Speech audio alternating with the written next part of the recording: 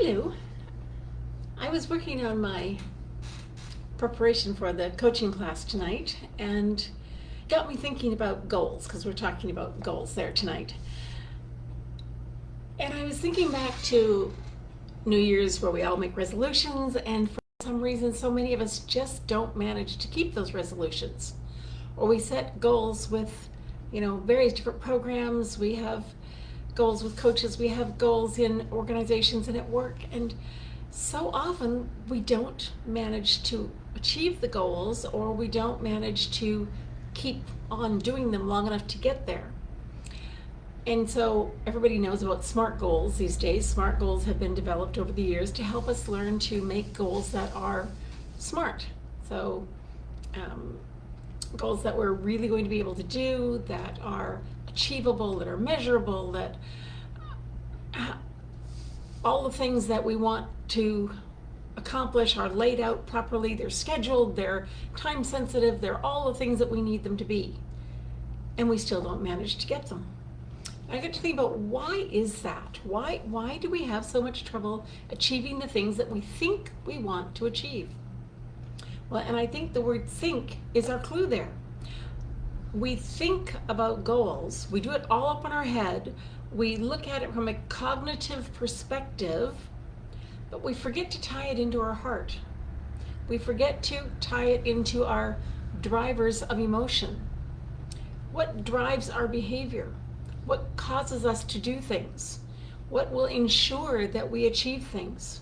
It's our emotions. And unless our emotions are in line with our cognitive processing, our goals will not be achieved. So for example, the classic one, New Year's resolutions, which are a type of goals. And we set these goals of, I'm going to go to the gym every day, I'm going to work out 5 days a week, I'm going to do this, I'm going to do that.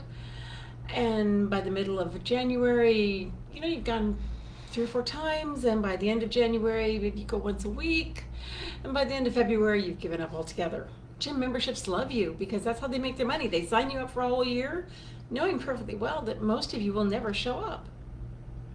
That's why I hate gym memberships, because I know perfectly well that I will never show up. I hate going to the gym. There's way better ways to do that. Yes, I know I need to exercise, but the way it's done that way just is not in line with my emotions or with my heart. I want to do my exercise as I'm doing something useful, as I'm doing something that brings benefit to me other than just exercise. And so I want to choose my exercise plan in something that I will actually do because I have the emotional feel for it. So for you, if that may be you need a team sport of some sort, sign up with a basketball team or a volleyball team or something to do. For me, I like swimming. So I would go swim in a pool way more often than I would ever go to a gym.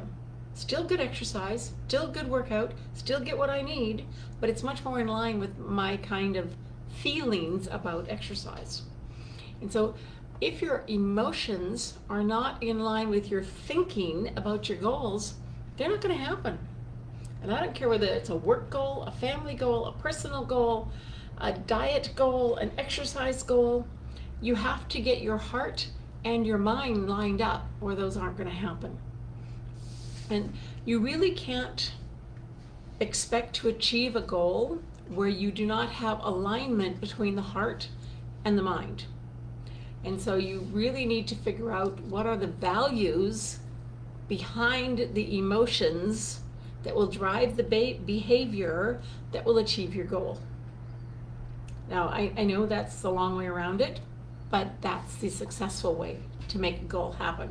So you have to spend some time going back and figuring out, right, if I want this behavior to happen, what emotion do I need running? What do I need to do to get that emotion? And what value, what deep inner core belief am I demonstrating by creating that, or that demonstrating through the creation of that emotion? And so it all comes back to where your head is. But if your head isn't in alignment with your heart, if your head and your heart are not on the same page, you're going to sabotage your goals. And that's all there is to it. So in our coaching program, we talk a lot more about that. We walk you through some exercises, through some processes. We help you look at what the actual values are. What are the emotions that come out of those values?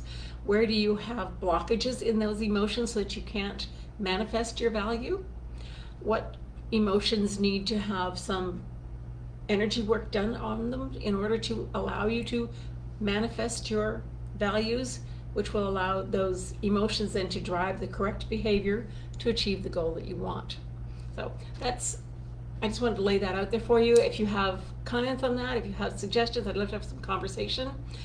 Please put them in the message down here and we'll have a look at it. But remember, you can't set goals that you expect to achieve if you're doing it just at the thinking level. Goals that are determined at the cognitive level, which SMART goals are not going to work. In some circumstances where you're dealing with a work goal, maybe where it's, I'm going to make 6 pencils instead of 3 pencils, and here's how I'm going to do it. You might make that work for a period of time, but pretty soon you're going to get tired of doing that, and your emotions will get in the way, and your belief behind that will get in the way, and you'll sabotage your goal anyway. So even on the basic level of work, we need to get this straightened out. So SMART goals can be very helpful in terms of how you're going to achieve what you've actually come to if you have already figured out what the goal is in terms of what's driving your behavior, what's the value that you need, what's the belief that holds that value. And then once you've got that sorted out, yes, you can work out the SMART goal markers and indicators and measurers to help you keep track of it. So SMART goals can be useful as an end product, as a way to manage the measuring of how you're doing on your goals, but SMART goals will not make them any more achievable than dumb goals. The only goals that really will work are those that are in tune with an alignment between your mind and your heart, your mind and your value system that drive your behavior, and having your emotions in line with that. And the emotions need to be cleaned up and cleared up and organized via the energy medicine, and the things that keep you or sidetrack you at the emotional level towards your goal can be dealt with through the energy medicine. And so just wanted to share that with you. So if you're wondering why you're struggling with goals, maybe that's part of it. We'd love to have some conversation. So check in below, and talk to you soon.